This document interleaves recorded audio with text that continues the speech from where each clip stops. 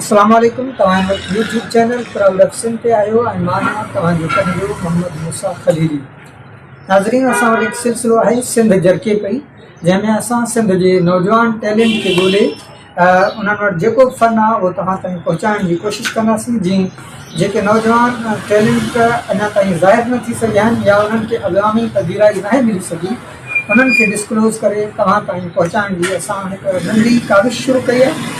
इंशाअल्लाह तव्हां सभिनी खे पसंदि ईंदी। जेकॾहिं तव्हां अञा ताईं चैनल खे सब्सक्राइब न आहियो करे सघिया त असांजे चैनल प्राउड ऑफ सिंध खे ज़रूरु सब्सक्राइब करियो। तव्हां सभई सिंध जो प्राउड आहियो। असां सां गॾु अॼु हिकु अवामी शाइर मौजूदु आहे जेको काफ़ी अरसे खां हिकु सुठी शाइरी करे पियो, पर लेकिन अञा ताईं हुनखे अवामी पधीराई नाहे मिली सघी। अवाम आॾो हुनजो टैलेंट नाहे अची सघियो। असां सां गॾु मौजूदु आहे अब्दुल जब्बार अब्दु साहब। अब्दुल जब्बार साहब, अस्सलाम वालेकुम। वालेकुम सलाम मोहम्मद मूसा खलीली साहब, साईं महिरबानी।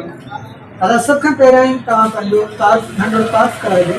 सर, मां बायकास्ट फ़कीर नाम अब्दुल जब्बार ऐं कमु जेको आहे सो लाॻापियल आहे हेयर ड्रेसर हजाम जे कम सां। भई मुंहिंजो इंट्रस्ट आहे, शौक़ु ज़ौक़ु आहे, अरसे दराज़ मां जो शाइरी लिखंदो आहियां, जहिड़ो हाल आहे। तो अॼु बि इंशाअल्लाह ताला तव्हांखे इहो शाइरी जो शौक़ु तव्हांखे कीअं पैदा थियो? शौक़ु साईं शाइरी जो मूंखे जॾहिं जो दुख ऐं दर्द को मिलंदो आहे त शाइरी जेको आहे सो जनम वठंदी आहे। पोइ इहे जज़्बा जेके आहिनि से जाॻंदा आहिनि। उन रीति असांखे बि जेको आहे सो दुख दर्द ॿियो त ख़ालिक अकबर जी महिरबानी आहे, पर तदब्बुर करणु ऐं सोचणु जेको आहे सो उहो फितरी अमल आहे, इंसान खे करणु खपे। इन हिसाब सां जेको आहे सो शाइरी जो शौक़ु मूंखे बचपन खां ई आहे ऐं इंशाअल्लाह ताला रहंदो। तइलीमी लिहाज़ खां तव्हां पढ़ियल आहियो जी, पर उन हूंदे बि तव्हां शाइरी कयो था। पंहिंजी शाइरी खे कीअं महफ़ूज़ कयो था? साईं शाइरी असांजा जेके बि ॿिया दोस्त आहिनि, जेके माशाअल्लाह बहितरीन दोस्त आहिनि, उन्हनि खे चवंदा आहियूं। ऐं मूं घर में बि जेके आहिनि से असांजा फ़र्द ॿिया जेके आहिनि से काफ़ी अहिड़ा आहिनि पढ़ियल लिखियल जंहिं जे असां महफ़ूज़ करायो वेंदो आहे। इहो मुंहिंजो कलाम को बि लिखियल। हिकु अनपढ़ियल शाइर जे लाइ शाइरी जे तलफ़ुज़ खे सही अदा करणु थोरो ॾुखियो हूंदो आहे। तव्हां इहो तलफ़ुज़ कीअं दुरुस्त कंदा आहियो? सर, इहो आहे जो बज़ुम नसीब थींदी आहे। इहे कचारियूं याराना जेके तव्हां जहिड़ा मोज़िज़ ऐं काफ़ी अहिड़ा सुलझियल माशरे जा माण्हू आहिनि, उन्हनि ते अल्लाह ताला असांखे फ़िक्र करण जो जेको आहे सो शरफ़ बख़्शियो आहे। ऐं ख़ालिक अकबर जी महिरबानी आहे जो असां पंहिंजी इस्लाह के शख़्स खां के कचहरी में ॿिए में कराईंदा रहंदा आहियूं। ऐं इंशाअल्लाह ताला सॼी उमिरि सिखण जी पिया सिखंदासीं। तलफ़ुज़ जेके आहिनि से अदायगी थी वेंदी आहे। जो मोज़िज़ीन ईंदा आहिनि उन्हनि खां ॿुधंदा आहियूं, कुझु इस्लाह कराईंदा आहियूं।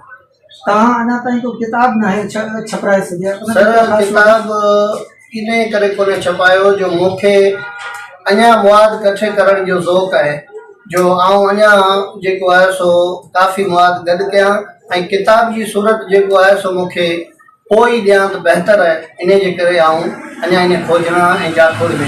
शाइरी जी कहिड़ी सनफ़ ते तव्हां वधीक दफ़ा आज़माई कई आहे? गज़ल, काफ़ी या ॿी शइ? जी सर, मोहम्मद मूसा साहब तव्हांजूं महिरबानियूं, नवाज़िश कैमरामैन नवाब साहब जी महिरबानी।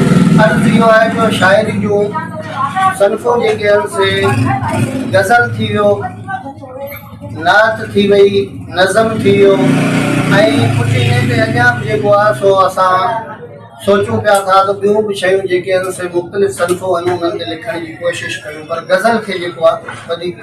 तव्हां हिक खां वधीक ॿोलियुनि में शाइरी करे चुका आहियो। असांजे नाज़रीन खे ॿुधायो तव्हां अॼु ताईं घणनि ॿोलियुनि में शाइरी करे चुका आहियो? साईं, ॿोली खे मुंहिंजो ॿोलियुनि में इंट्रस्ट आहे। इन जे करे जो मूं 7 ॿोलियुनि में कयो आहे, जंहिंमें पश्तो आहे, बलोची आहे, पंजाबी आहे, उर्दू आहे, ठाटकी असांजी मादरी ज़बान आहे जॾहिं जो हुन में, ऐं सिंधी।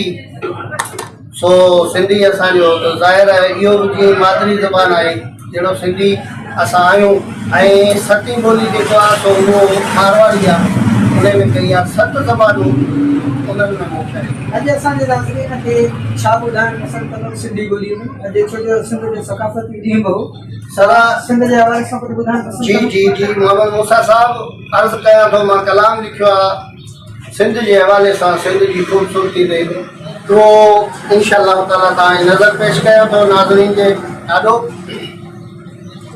बोलन अमर धरती तो जहिड़ी न असां का बि ॾिठी आहे, अमर धरती तो जहिड़ी न असां का बि ॾिठी आहे, असांखे सिंध मिठी आहे, असांखे सिंध मिठी आहे।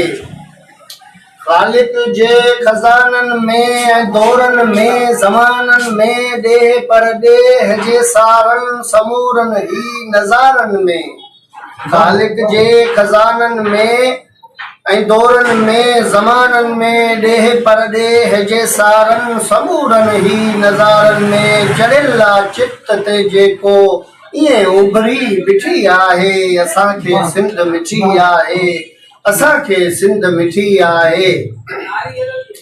सखावत ऐं सकाफ़त जा ज़ख़ीरा ख़ूब आहिनि जंहिंमें जियन जोधा हजीजल जा माण्हू महबूब आहिनि जंहिंमें, सखावत ऐं सकाफ़त जा ज़ख़ीरा ख़ूब आहिनि जंहिंमें जियन जोधा हजीजल जा माण्हू महबूब आहिनि जंहिंमें पवित्र पाक धरतीअ जी सवाई सोन मिठी आहे, असांखे सिंध मिठी आहे, असांखे सिंध मिठी आहे।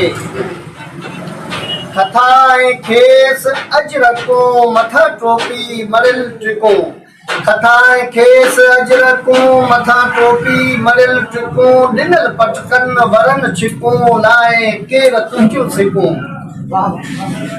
हथाए खेस अजरकूं मथा टोपी मरिल टिकूं, ॾिनल पटकन वरन छिकूं लाए केर तुंहिंजो सिकूं। गज गरबी ऐं चोले ते कढ़ाई कीअं चिटी आहे, असांखे सिंध मिठी आहे, असांखे सिंध मिठी आहे। अमर धरती तो जहिड़ी न असां का बि ॾिठी आहे, असांखे सिंध मिठी आहे, असांखे सिंध मिठी आहे। ही देश महान आ मुंहिंजो, ही देश शान आ मुंहिंजो, ही देश महान आ मुंहिंजो, ही देश शान आ मुंहिंजो, ॾियां जिंद जान बि घोरे, हॾनि तां मास बि कोरे, अब्द आंगुर खणे को कीअं भला कंहिंजी फिटी आहे, असांखे सिंध मिठी आहे, असांखे सिंध मिठी आहे। जी मोहम्मद मूसा साहब सिंध जे नौजवाननि खे पैगाम ॾियणु चाहियां। साईं पैगाम असांजो मोहम्मद मूसा खलीली साहब, जीअं त तव्हांजो चैनल आहे ऐं ॿियो उन्हनि आहे सिंध झड़के पई, ऐं इहो 100% सची ॻाल्हि आहे त सिंध झड़के पई।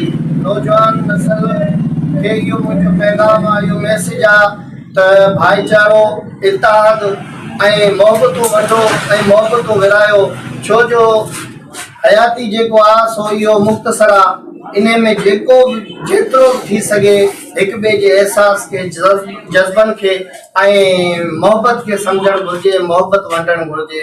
महिरबानी।